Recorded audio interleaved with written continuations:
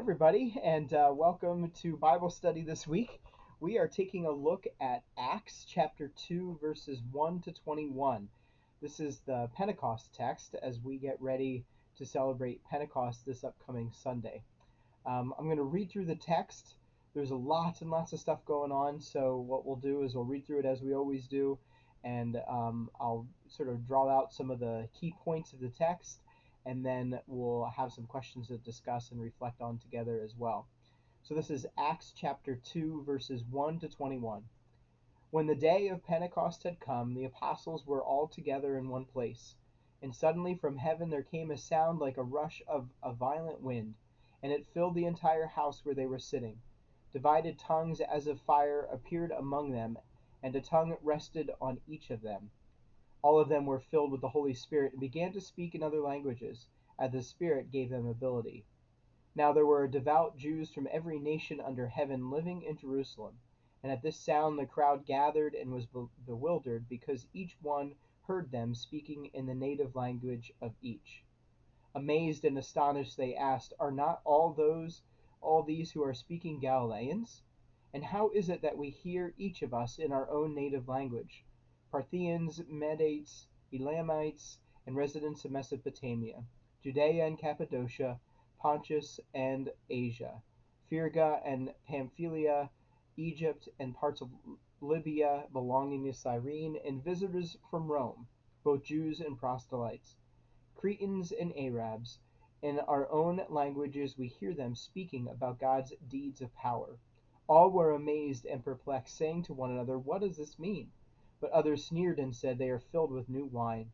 But Peter, standing with the 11, raised his voice and addressed them, "Men of Judea, and all who live in Jerusalem, let this be known to you, and listen to what I say.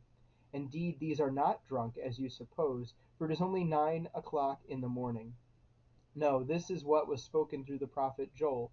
In the last days it will be, God declares, that I will pour out my spirit upon all flesh, and your sons and your daughters shall prophesy, and your young men shall see visions, and your old men shall dream dreams, even upon my slaves, both men and women. In those days I will pour out my spirit, and they shall prophesy, and I will show portents in the heaven above, and signs on the earth below, blood and fire and smoky mist. The sun shall be turned to darkness, and the moon to blood, before the coming of the Lord's great and glorious day. Then everyone who calls on the name of the Lord shall be saved. So as you kind of take a look at this text, there's lots of stuff going on, as it seems to be with all of our texts recently, lots of stuff in it. Um, this is the day of Pentecost, which is actually a Jewish holiday. Started off as a Jewish holiday. It's one of those holidays that we not only celebrate in Judaism, but we also celebrate in Christianity.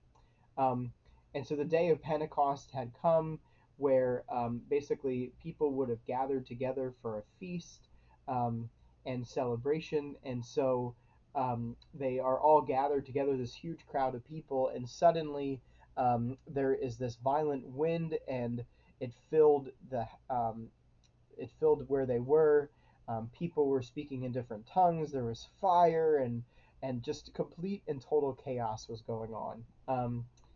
And you have to imagine what that experience must have been like for the people that were gathered during this time of Pentecost, and how confusing, terrifying, but also spirit filled it must have been. I thought we could do is take a moment and just kind of look at how the Holy Spirit was present and made um, how the Holy Spirit made themselves known to the people that were there, and then talk a little bit about how the Holy Spirit makes it known to us that the Holy Spirit is there. So if we look at sort of just some of the basic elements of the text, we've got wind, fire, breath, and tongues, right? We've got those four things. Let's start first with fire. Oftentimes, when we think about the idea of the Holy Spirit, it coincides with this idea of fire, right? And we even say that we are baptized with water, but through the fire, or the passion love of the Holy Spirit. And so that's how the Holy Spirit comes present to people here, is through fire. And oftentimes when we think about that in our own lives, it's fire is a symbol of passion. It's a symbol of desire, and so that's how the Holy Spirit sort of presents themselves to us in the element of fire, right? Um, and if you kind of look at wind, wind is this powerful force. It says in the text that there was a violent wind. And so we kind of look at the idea of the Holy Spirit being this strength, being this powerful force that sort of moves us, that calls us to task, that gets us to do things. Breath is the other one that I think is important here in the text, and actually the word spirit in the New Testament Greek means literally either wind or breath. And so we think a lot about the idea of the breath of the Holy Spirit, um, giving us life, right? Making us new. And so the Holy Spirit is constantly breathing life into us, is guiding us, is with us and present in our lives. And then, of course, the divided tongues. And this is kind of interesting because if you kind of go down into the last part of the text, starting with verse 17, where it talks about prophecy, and how the Holy Spirit works as we go out in the world and we proclaim God's message, right?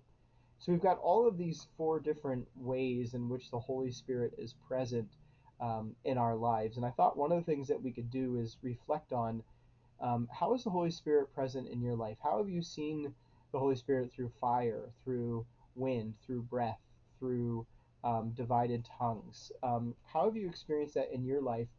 And even more importantly, how have you shared that? How have you gone out in the world and proclaimed the message through the gift of the Holy Spirit? How has the Holy Spirit given you the ability to do that? And how has the Holy Spirit spoken to your heart, um, challenging you or empowering you to do that? So spend some time and reflect on those questions. And again, I'd love to hear from you. An email or Facebook message, comment on YouTube, whatever it is that works for you.